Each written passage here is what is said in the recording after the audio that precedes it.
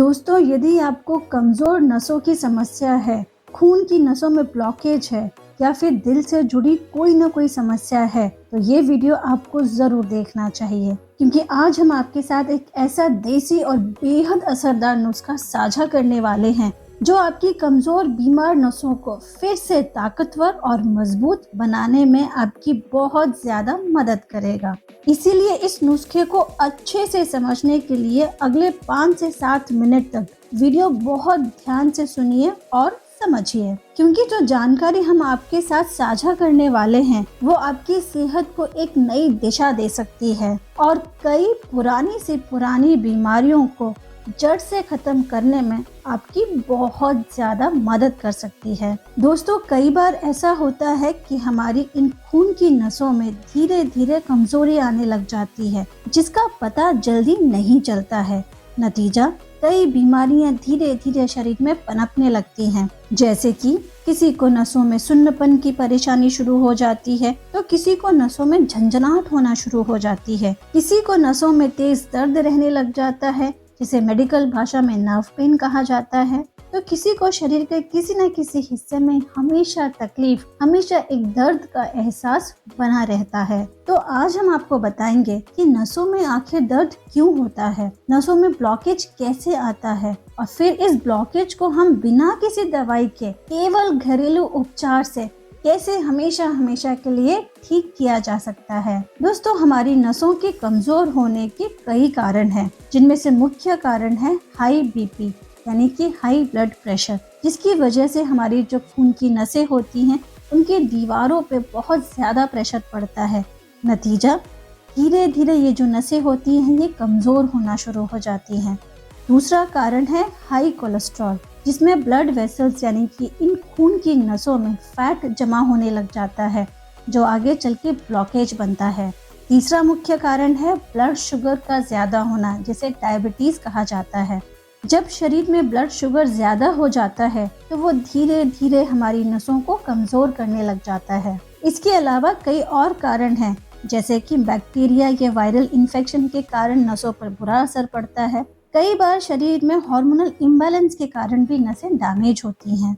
इसके साथ ही यदि किडनी या लीवर में कोई कमजोरी आ जाए तो वो टॉक्सिन्स को शरीर में से पूरी तरीके से निकालने में सक्षम नहीं होते हैं, जिसकी वजह से ये सारी टॉक्सिन्स हमारी खून की नसों में ही जाकर जमा होता है और धीरे धीरे ये कई सारी गंभीर बीमारियों को जन्म देता है। अब सबसे बड़ा सवाल कि कैसे पता चले कि हमारी नसें कमजोर हो रही हैं।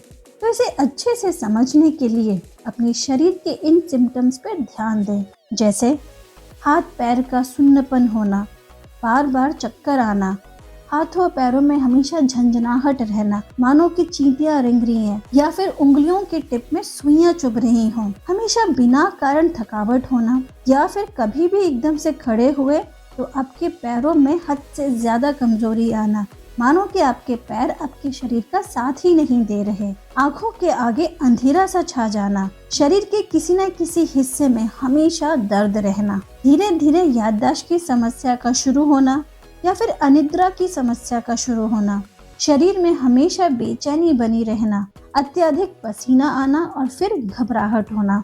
ऐसे कई सारे संकेत हैं जो हमारा शरीर हमें समय समय पे देता रहता है और ये बताने की कोशिश करता है कि नसों में कमजोरी आ रही है। अधिकतर लोग अपनी इन समस्याओं के लिए अंग्रेजी दवाइयों पर ही निर्भर रहते हैं और धीरे धीरे उनकी दवाइयों के डोसेज बढ़ते रहते हैं। लेकिन यदि हम कुछ अच्छे घरेलू उपचार का सहारा लें तो हम अपनी इन सभी समस्याओं का जड़ से निवारण कर सकते हैं और अपनी लाइफ को बेहतर बना सकते हैं। तो चलिए अब जान लेते हैं हमारे इस बेहतरीन घरेलू उपचार के बारे में, इस उपाय के बारे में जो आपको आपकी इन सभी समस्याओं से निवारण करने में बेहद मददगार साबित होगा। दोस्तों, इस उपचार को करने के केवल 10 से 15 दिनों में ही आपको बहुत अच्छे रिजल्ट मिलना शुरू हो जाएंगे, लेकिन पूरे उपचार के लिए आप इसे लगभग 1 से 1.5 महीने तक जरूर पूरा करें। अब आपको करना क्या है, आपको लेना है एक स्टील का पतीला और उसमें आपको डालना है 1 गिलास पानी। जैसे ही पानी हल्का सा गर्म होना शुरू हो तब आपको उसमें डालना है लगभग 1 इंच दालचीनी का टुकड़ा। उसके साथ आपको डालना है एक बड़ी इलायची, यानी कि जो बड़ी इलायची काले रंग की आती है, उस बड़ी इलायची को आपको कूट के इस पानी में डाल देना है। साथ ही में 2 से 3 लौंग डाल दीजिए और अब इन तीनों चीज़ों को लगभग 2 से 3 मिनट तक धीमी आंच पे पकने दीजिए। 2 से 3 मिनट के बाद फ्लेम बंद कर दीजिए और इस पतीले को ढककर ऐसे ही छोड़ दीजिए। थोड़ी देर के बाद जब ये पानी हल्का गुनगुना हो जाए तब आप इसे एक कप में छान लीजिए। और दोस्तों, ये आपकी औषधीय ड्रिंक तैयार है। इस औषधीय ड्रिंक की गुणवत्ता को बढ़ाने के लिए हम इसमें एक चीज और ऐड करेंगे और वो है गुड़। दोस्तों, यदि आप में से किसी को शुगर की बीमारी है यानी कि डायबिटीज है, तो आप यहाँ पे इस पानी में गुड़ ना मिलाएं। लेकिन यदि आपको शुगर की बीमारी नहीं है, आपको डायबिटीज नहीं है, तो आप इसमें गुड़ ज़रूर मिलाइए।